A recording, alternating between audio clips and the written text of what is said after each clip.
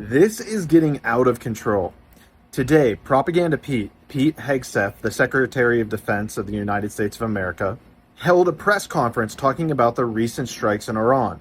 And as I'm sitting here watching this, I'm getting the vibe that we're just being blasted with propaganda. It's giving me vibes like they're trying to convince us that the moon landing video was real. I mean, for starters, if you just look at the dude's body language throughout the entire press conference, it's very uncomfortable.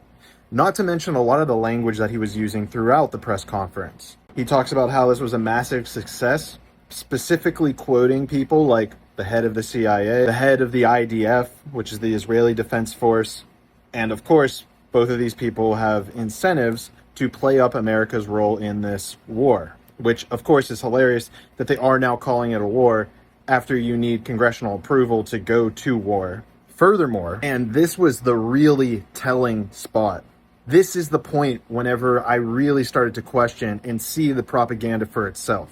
A reporter pointed out that there were trucks caught on satellite a few days before the strikes. It looked like they were moving things out of the Iranian base. She questioned Pete, asking, hey, is there any evidence or are we positive that we removed all the enriched uranium from the area? To which Pete said, we are closely monitoring the situation, and then very quickly pivoted to lambasting and calling out this reporter for being fake news. Reporter very quickly brought back, no, I accurately reported on this entire situation.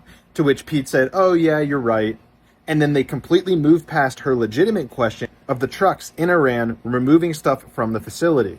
And where this gets even more interesting, and I'm telling you, this is where things will be very fascinating.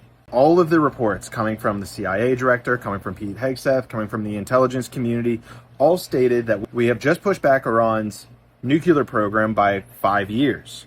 So what will happen is they have just basically said there is no reason to go and fight in Iran or do any sort of strikes on Iran for the next 5 years, right?